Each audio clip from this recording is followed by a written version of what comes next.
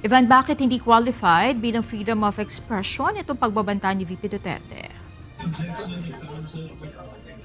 Monica, naniniwala si National Bureau of Investigation BARM Regional Director Attorney Jeremy Lotok na hindi sakop ng freedom of expression itong mga naging pagbabanta ni Vice President Sara Duterte at sa katunayan niya ay nagko-constitute ng criminal offenses na 3 counts ng grave threats at 1 count ng inciting to sedition.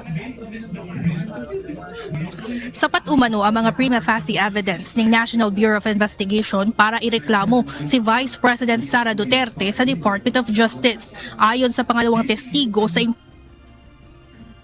BARM Regional Director Jeremy Loto, hindi umano maituturing na malayang pagpapahayag ni Vice President Duterte ang harapang sabihin sa publiko na pumontak na ito ng taong papatay si Pangulong Ferdinand Marcos Jr., First Lady Liza Marcos at dating House Speaker Martin Romualdez.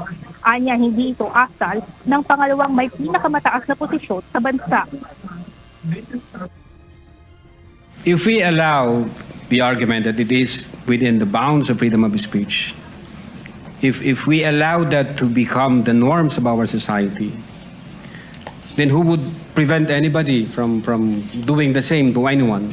Pwede na pong sabihin, patayin mo si Senator ganito pag ito nangyari, patayin mo si Congressman ganito pag ganito nangyari, patayin mo si Justice ganito pag ganito nangyari. So imagine, Your Honor, the anarchy, the disorder, and the chaos it would bring to our country. Ayon kay Lotok, nakitaan nila ng 3 nakakabahalang pattern ang mga pahayag ni VP Duterte simula pa lamang noong October 18, 2024 bago pa ang kanyang kontrobersyal na online press conference noong November 23, 2024. Consistent umano ang masasamang pahayag ng bise laban sa mga naturang matataas na opisyal gaya ng pagmumura, paggalit na pagsasalita at pagsasabi ng masasamang deskripsyon sa kung paano pinamumunuan ni Pangulong Marcos Jr. ang bansa.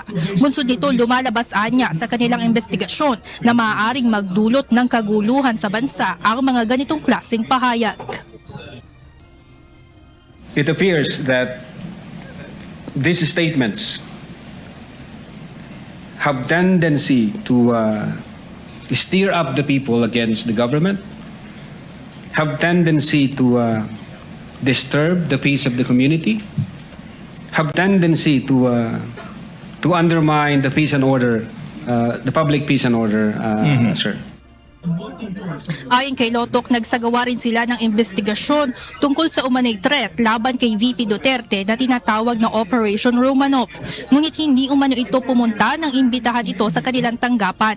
Samantala, tinanong naman ni Senator Judge Bam Aquino na tila hindi itinatanggi ng kampo ng pangalawang Pangulo ang mga aligasyon at tanging freedom of expression lamang ang sagot ng mga ito sa mga parata. Ngunit ayon kay Attorney Mark Vinluan, sa kanilang reply pa lamang sa articles of impeachment ay itinanggi na nila ang mga ganitong klaseng aligasyon sa bise. All allegations were denied. It's a general denial, a blanket denial. There were, that was the general denial, and there were also specific denial. Monica, sa pagtatanong ni Senator Judge Bam Aquino, sinabi ni Attorney Lotok na wala silang nakuhang validated information patungkol dito sa kinontak umano na hitman ni VP Duterte. Ngunit kahit ganon, sabi ni Attorney Lotok, ay itinuturing pa rin nilang seryoso itong mga pagbabanta kahit wala silang natukoy na hitman dahil nanggaling ang mga umano'y threat sa pangalawang pinakamataas na opisyal ng bansa. Yan muna ang update. Balik sa inyo dyan, Monica. Maraming salamat, Ivan Alvarez.